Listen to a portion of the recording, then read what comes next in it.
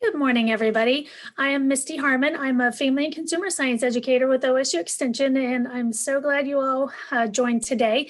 And we're going to talk about beating the winter blues with exercise. And this is something that's very near and dear to my heart, no pun intended. But I actually worked as an exercise physiologist in cardiac and pulmonary rehab for 22 years prior to taking my current position about 4.5 years ago. So I've spent much of my career helping people, overcome some of those winter blues as well as other health conditions with exercise. So this really is a subject that, I am very passionate about. This is just our little disclaimer here for OSU, and certainly we can send you this if you want to, read this. But this is something, that we put up in our programs. So just today, we're going to talk about, and some of this stuff I'm just going to breeze through because some of this will be review for most folks. Just kind of distinguishing between physical activity and exercise. There are little nuances of difference. We're going to discuss the benefits of exercise, but again, that I'm just going to kind of really highlight because most of that is review for most folks.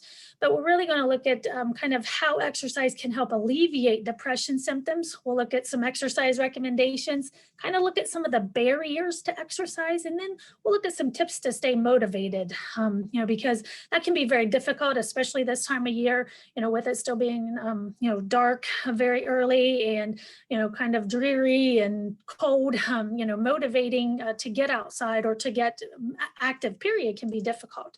So if you all want to type in the chat, if you do exercise, what kinds of things are you already doing? Because this is also learning. Amy and I were talking about VR earlier, which I'll kind of review a little bit for some of you, and how, there's lots of different ways that you can be active. I actually have a presentation called No Gym, No Problem, where we review some of those things. But if you want to share in the chat, those of you who may be exercising, and if you're not, that's totally okay. Hiking with the dog, dancing in the living room, do a lot of walking, lifting weights, a little bit of yoga, stationary bike, fantastic. And you all can continue to type those in the chat. And I'm going to go ahead and go to the next thing here while you all share. Physical activity, again, is any activity that works your muscles and requires energy. These can include all of those daily activities you do. So if your body is moving, that would be considered physical activity. Any kind of physical work, your house chores. Exercise is a specific type of physical activity. It is planned, structured, and repetitive. So again, we're doing the same movements or very similar movements, usually over and over for a sustained amount of time. And it's done with the intention of improving or maintaining our physical fitness. So that is kind of the intent when we think of the difference between physical activity and exercise, because you will see those terms used interchangeably, and you'll see them used independently as well. So that's just a little bit of the difference here. And again, going to quickly just highlight these because most of you are already aware of the physical health benefits of exercise. So I really want to spend more time on those mental health benefits. And I'll just highlight ones that, of course, right now, while we're still going through the pandemic, improving the immune function, is a great benefit of exercise. That's a good way for us to help, fight off the coronavirus and, build up our immune system. Of course, improving our muscle tone and building and strengthening bones is also very good. One of the things many people don't realize is that the more physically fit you are, the better your body is able to use oxygen. So what that means is every single activity, every single thing you do, you can do easier if you can use oxygen better. So the more physically fit you are, every single activity you do, when you're doing laundry, when you're going up and down the steps, when you're playing with your kids or grandkids, it's all easier because your body can get that oxygen out of your blood and into the cells better and easier. Of course, increasing energy, which this time of year can be really difficult, that kind of lack of energy kind of goes along with the winter blues. And exercise can actually help improve sleep. I've been reading a little bit more about this. I'm one of those people, I can work out and go right to bed, but really they recommend, if you have sleep issues, that you really hold off within like 2 or 3 hours of bedtime. I actually saw where doing cardiovascular exercise in the morning It kind of helps people get to sleep faster. Doing resistance exercise in the evening helps people sleep better. So, I'm not here to tell you what time of day. It's really what works best for you. I'm not going to get out of bed in the morning to go work out. So, that's just not going to be something that I'm going to sustain. So for me, working out in the evenings is when I am most likely to do it. But if you are one of those people that first thing in the morning works better for you, or middle of the afternoon, again, if you do suffer, from sleep issues, though, you do want to have that 2 or 3 hour time frame between the time you finish your workout and when you're going to go to bed, to help with that. Some of the mental health benefits, and this is really where I wanted to spend a little bit more time, is that exercise can increase or maintain cognitive function. Now, you may think of this in terms of like older people. Oh, well, that's really good, as people age. But really, they've shown this even in young kids, that it helps to increase their cognitive functioning when they're more active. Exercise can help with neurogenesis, or the development of new brain cells. So, they say, our brains are done developing, but really exercise can help us to regenerate and to make new brain cells. Also, increased thickness of the cerebral cortex and improved integrity of the white matter. So that cerebral cortex is that lining of the brain.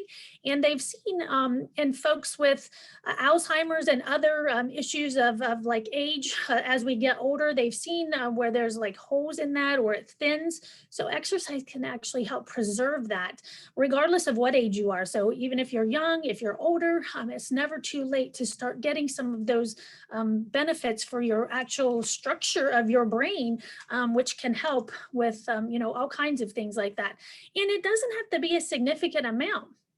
There's actually a study, they concluded that even among people who did not meet like the ideal activity guidelines, each hour of light intensity physical activity and achieving about 7,500 steps or more was associated with higher total brain volume. So again, just being active, just being more, moving more, walking more, whatever that is, can help. So it doesn't even mean that you have to like run a marathon or, work out really intensely. Just some kind of exercise can give you these benefits. And that's equivalent to about 1.4 to 2.2 years less of brain aging. So that helps your brain to stay a little bit younger as you, do get older. Some other mental health benefits of exercise is that they release endorphins. And those endorphins are those things that make us feel good. So when you exercise, your muscles release that, your cells release that endorphins, and that helps us to feel better. My husband tells me that I don't ever come back from a run in a bad mood. Now, he doesn't say I don't leave in a bad mood, but he says I don't come back in a bad mood. And my kids, when they were younger, and we're talking grade school age, if it had been a few days since I had run, my kids would say, Mom, you need to go run, because they could tell that like I was getting a little bit, cranky or whatever. So it really can help with, managing stress and things like that. Just like that next one says, they're reducing stress and anxiety and depression. And again, better sleep there again, and more energy. So, we saw those as physical benefits, but they can also be mental health benefits. So exercise, is a powerful depression fighter, because it does promote, again, those physical changes in our brain, that neural growth, reduced inflammation, new activity patterns that promote the feeling of calm and wellness. And then all of these other things as well. So, we really do want to use it, not just to help with beating the winter blues like in the moment, but also for those longer term mental health benefits that we can get from exercise and being more active. Sharper memory, who doesn't need that or want that, right? I know, many times I walk into the room and think, what did I come in here for? But again, exercise can help with that. Boosting your self-esteem, obviously, increased resilience. So when you, are able to kind of work out when you're faced with those mental or emotional challenges, exercise can help you build resilience and cope in healthy ways instead of resorting to some of those more unhealthy ways, like, using substances and things like that. It can help, again, with your immune system and all kinds of great things there. So for those of you who stated that you're doing some type of exercise, why do you exercise? So what are the reasons you exercise? I told you a few of mine, but I'm always intrigued by, what gets people exercising. What is your motivation? Fresh air, I love it, Boo. That fresh air just does it. Dog stress, so you can eat cookies, Diane. That's my kind of reason as well. Good mental health and physical health, stay healthy, feel better. Yeah, I feel better afterwards too, to deplete the stress. Out of the house during the pandemic, Patrice, absolutely. And you all again can continue to type in there, because the other participants may get some ideas as well on things that they might want to do. Walk to clear your mind, flexibility. All of those are fantastic. I love it. So just a little bit of the evidence-based recommendations. So these are just the general recommendations. They're a little bit different for folks who may have some mental health things, but of course, aerobic exercise is that continuous rhythmical. So think walking, cycling, running, those kinds of things. 3 times a week for 45 to 60 minutes are the optimal things. But again, anytime you're moving, your body is going to be getting benefits. So even if you're not getting this amount, you're still going to be getting benefits. Should be moderate intensity. That means you can talk with somebody that's walking with you, maybe, and even if they're not walking with you, if they were, but you can't really sing, and you can't carry on long conversations. And again, 10 to 12 weeks is really what we kind of need to start seeing those mental health benefits. And the studies really are kind of, I was super surprised about how the benefits of exercise can equal or even exceed some of those with medication for some folks with depressive symptoms. Now, that's not to say if somebody has depression, they shouldn't work with their professional, and if they're taking medications that they should stop. Not saying that at all. But for those folks who maybe they're having a little bit of those winter blues or whatever, exercise is a great place to kind of start to see if that helps them with some of those symptoms. And actually, you would think, oh, well, that's only for people with mild symptoms, but they've actually shown people with some of the more severe forms of depression actually benefited the most from adding a little bit of exercise to their therapy. Of course, they didn't stop taking their meds, but the evidence is out there that exercise can be an adjunct, or even in some cases, it can be a primary therapy for those folks who have that depression and those winter blues. Again, just another little study. I'm not going to go over, spend a lot of time here, but people who exercise 2.5 to 7.5 hours a week report better mental health, but more can be too much of a good thing. So really what they found is that 2.5 to 7.5 is kind of that sweet spot where you're most likely to see the most benefits. But above 7.5 hours, they actually started to see those incidents of mental health issues start to go up again. Now, that's not to say if you're already doing more than that you should stop, because if it works for you, that's fine. And again, this isn't necessarily a cause and effect. They were just showing that those kind of start to go up a little bit. So again, it's not that you have to exercise for hours and hours on end to get benefits. It can be a fairly moderate amount of exercise can give you great benefits. And that was irrespective of age, gender, physical health status. That study was. Just another one from Harvard. Running for 15 minutes a day. And if you say, oh my gosh, I'm not going to run, that's okay. I just wanted to show you. Again, it doesn't have to be an incredible amount of time that you invest in exercise to get benefits. But running for 15 minutes a day or walking for an hour reduces the risk of major depression by 26%. That's a fourth. It reduces your risk of having that. And particularly for those folks who may have a family history, this can be huge for helping them, reducing that risk. So, again, just a moderate amount of exercise can go a long way towards helping our mental health.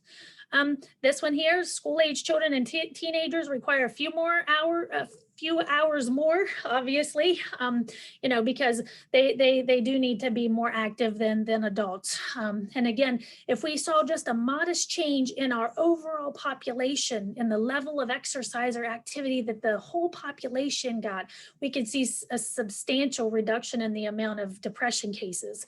If you think that if, every person in your county, your state, whatever, just increase their activity a little bit, just imagine how many fewer cases of depression we might have in the entire population. In 2018, the new recommendations, the physical activity guidelines for Americans was released. And again, these are just for the general public. Those ones I talked about earlier, that was more to help with mental health benefits. So again, these are ideal. This is, and if you don't ever get up to that, that doesn't mean you're not getting benefits. It just means, this is where you get the most benefit for your investment of time, energy, effort, etc. So at least 150 to 300 minutes of moderate intensity aerobic activity, like walking, or 75 to 150 minutes of vigorous aerobic activity, like those listed there below. You can also do a combination. So maybe you do some swimming a couple days a week, and then you walk a couple days a week. So it can be any combination. But again, even if you're not getting in that time frame, you're still getting benefits if you are moving more. And that's really, what I want to try to stress. And in my next slide, you'll see that. Muscle strengthening is also really important. And there's less research on the benefits of strengthening with regard to mental health benefits. But we know that, endorphins are released when you do muscle strengthening. And again, that can improve your mood, release stress, and these symptoms of anxiety and depression. So when we think of those muscle strengthening activities like lifting weights, doing push-ups, we want to do those at least 2 days a week. And I love body weight exercises as a great form of strengthening. You carry your weight around with you all the time. So using some of those things to work your body and increase your muscles is really good. And so again, the key really from those 2018 recommendations is for adults to move more and sit less. So that's really what I want to kind of drive home. Don't get hung up so much. I wanted to review the guidelines, but I didn't want you to get hung up on those so much as just anytime you're moving, you're going to be getting those benefits.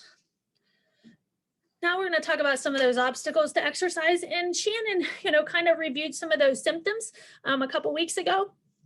There are really valid reasons why it's harder to exercise, when the days are shorter, it's colder out, it's dreary. I am the same way. I'm a little different though, in that my symptoms actually are starting to ease now because the days are getting longer. So I'm kind of that oddball. And for a long time, I couldn't figure out what was wrong with me because I don't like fall, and everybody loves fall, and I do not like fall.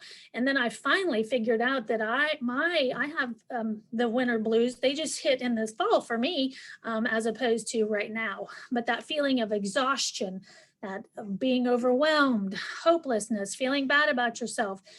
Some people have physical pain associated with those blues or the depression, and then feeling like you have no time. And it's certainly living in a pandemic, who hasn't felt at least, several of these at some point, and so add that onto the fact that, it's already tough in the winter, and yet we're entering now almost another year that we're going strong in this pandemic, and it can be very, very difficult. So I really want to focus on some things to stay motivated. So you really want to focus on things that you enjoy.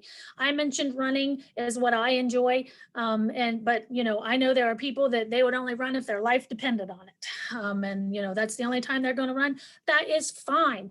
What do you like to do then? One of my colleagues, she does Zumba, and that's what she does for her, exercise. So really focus on those things you enjoy. I had patients all the time when I worked in cardiac rehab. What's the best exercise? What's the best piece of machinery for me to buy at home? And I told them the one you're going to use, not for a coat rack, right? So the one that you're going to use is the best thing for you. You want to make sure that you're comfortable. So making sure that you're dressed comfortably. I have a couple pair of running tights and things, and they just don't fit me in the right. And, they want to fall down all the time. And so, I don't enjoy those runs as much. So I've tried to kind of weed those things out, right? So if you have things, that you have bought and they don't work right for you, whether they're shoes or whatever, you really want to make sure that you're comfortable, when you're thinking about exercise, because if you're not, then you're not going to enjoy it. Reward yourself. And when I say that, when I used to tell my patients that, they'd be like, with a hot chocolate sundae or something like that. And really, we want to think of those non-food rewards, right? Maybe you reward yourself with a nice long bubble bath tonight. Have the neighbor watch the kids for you or whatever, if you have young kids at home still. But reward yourself in those ways. Maybe you get a new pair of shoes if you've been consistent with your walking for the last month or two, whatever that is. Make exercise a social activity. Some of you said that's what gets you out of the house right now. And though we do need to limit our socializing still, it is a great way to get outside and to maybe be able to socialize with folks that maybe you don't feel comfortable or you really aren't supposed to be socializing with inside. It can also be a way to socialize online. Yes, I know Jenny talked about, the unplugging last week, but we can also use that technology. I was telling Amy before this started, I actually joined a colleague in another part of the state and did Zumba with her last night. I had my camera off because nobody wanted to see that. But it was really fun. We laughed, so again, it can be a social activity still. And ditch the all or nothing attitude. I am guilty as charged. There are days when I think, oh, I don't have time to do 45 minutes run, so I might as well not do anything at all. And that is the exact opposite. Anytime we're moving, anytime we're being active, we're getting those benefits. And no, maybe you don't have time to do your full workout today, but you can get in half of it. Half is better than nothing. So really ditching that all or nothing attitude. And I have really been working on that because I am definitely guilty. I think, well, it's not worth my time, to get dressed and everything else for 20 minutes, when in reality, really it is worth that. I do feel better, as many of you stated afterwards. Set reasonable goals for yourself. If you're homeschooling and you're working from home and you're doing all of these things, a reasonable goal may be that you're going to walk for 5 minutes, while your kid is doing their work or whatever, right? It may be 5 minutes several times a day as opposed to a half an hour all at once. So again, really think about what's reasonable for you. It may not be reasonable to do it through the week.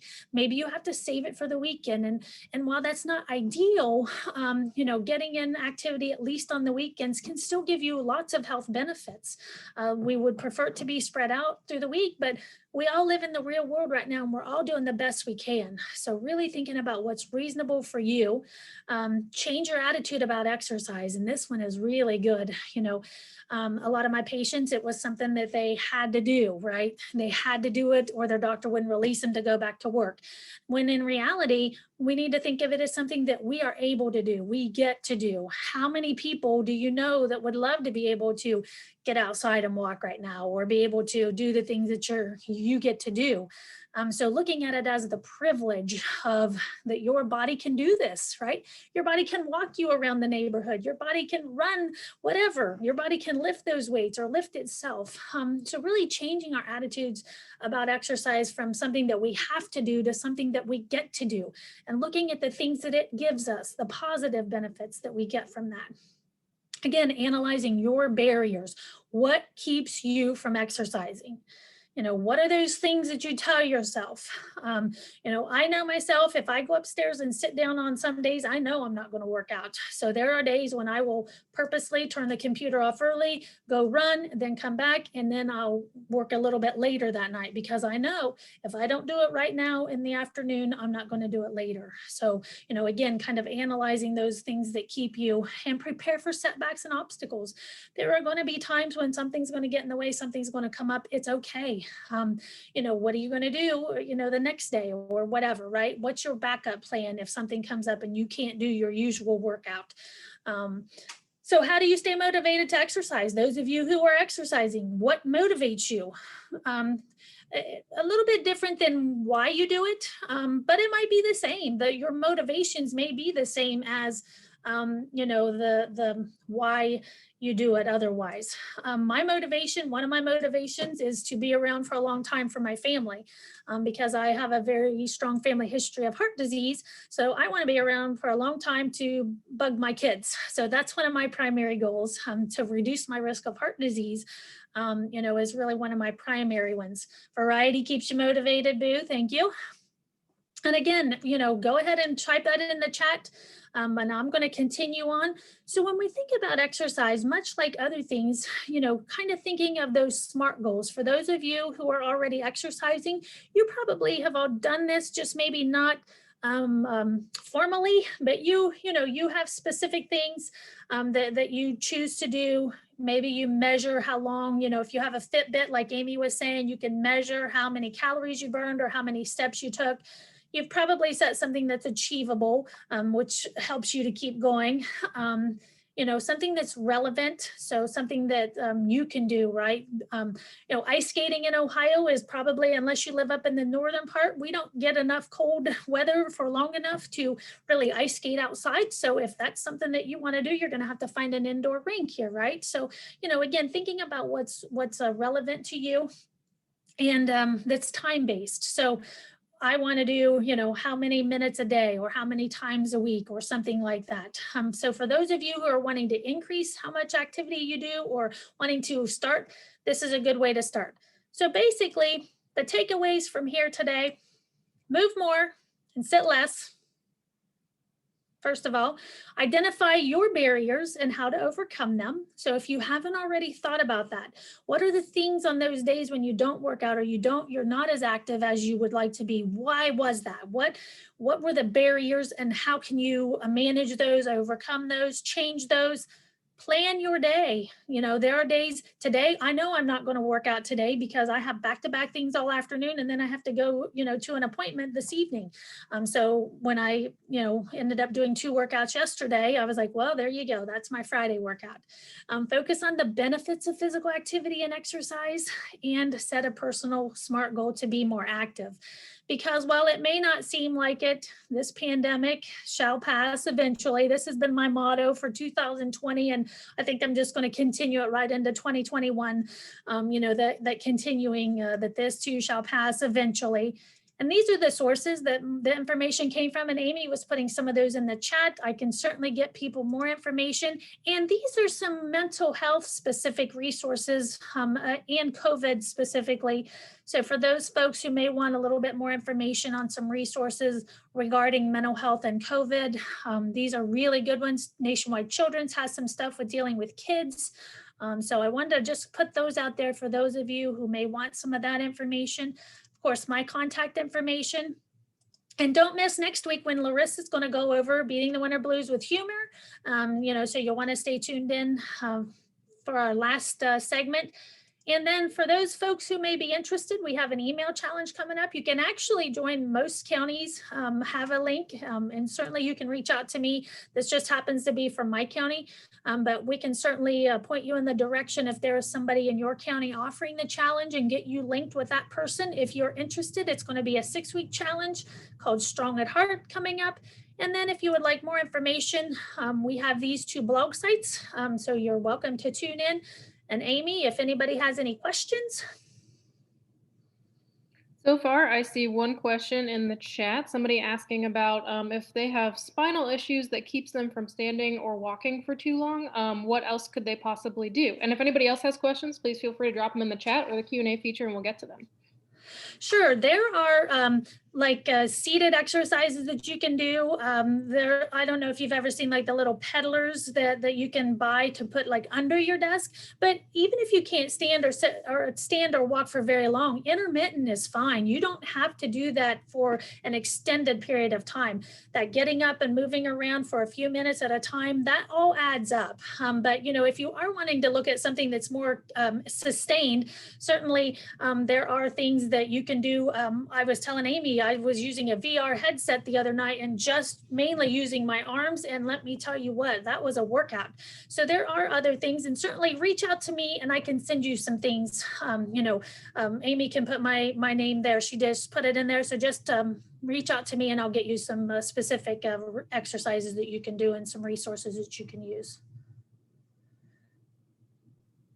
So I don't see any other questions just quite yet, but I'll go ahead and pop the poll up for you. And participants, please, if you wouldn't mind taking a moment just to fill out this quick poll, it just helps us continue to improve for future sessions. And definitely if you still have questions, we'll still be on for a couple more minutes. So please feel free to drop them in chat or the Q&A. Thank you. Yes, thank you. And that poll is anonymous, by the way, so nobody will know who is answering that, but it just gives us a little bit of information about how you all felt about today.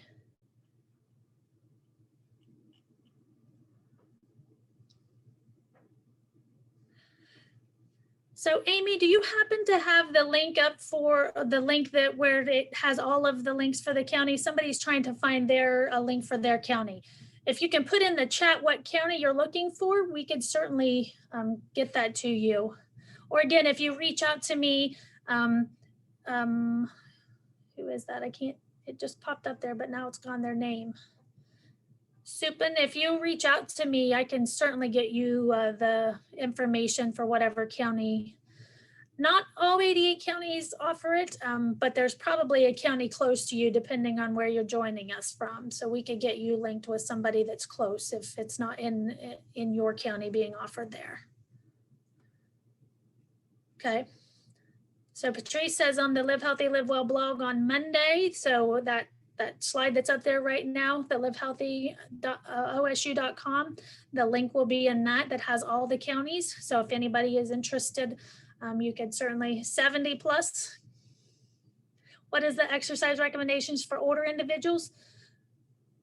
It is the same. So the recommendations for adults is regardless of the age. And actually, you know, again, some of the research shows that those who are least active actually kind of get the most benefit like early on because they have the most room for improvement.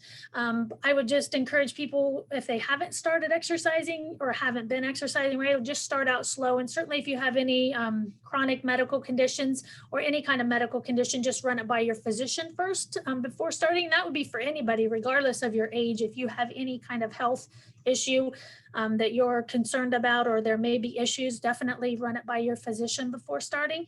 But yeah, Jill, the recommendations for people 70 and up is still the same. You know, that 150 to 300 hours of moderate or 75 to 150 of vigorous minutes a day. You walk a lot for work, but it isn't enough. Running for 15 seems like a reasonable amount. Great, Mary. Yeah, the 15 minutes to reduce your risk of having depression by like 26%. And you can start out by doing like a run walk as well. So it doesn't have to be sustained if you're interested in that.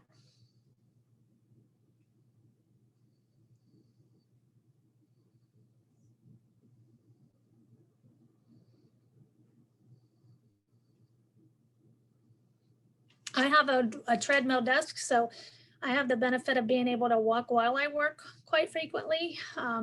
So, you know, I know not everybody has the ability to have that or the space to have that, but it really does help, you know, with my mental health because of if I had to sit all day, I definitely would not, you know, tolerate that very well because I find that activity helps me.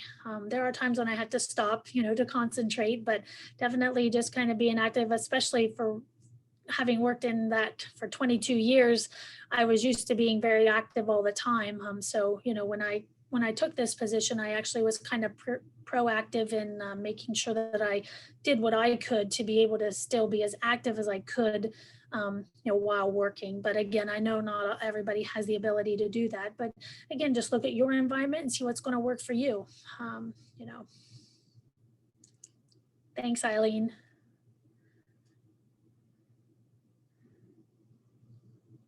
And again, if any of you have more specific questions, don't hesitate to reach out to me. I'm always happy. I love it when I get to kind of go back into that, you know, those 22 years of experience and kind of dig into exercise again. So don't hesitate to reach out to me if you have some specific questions that weren't addressed here or want to know more. I'm certainly willing always to, you know, help you with that. So.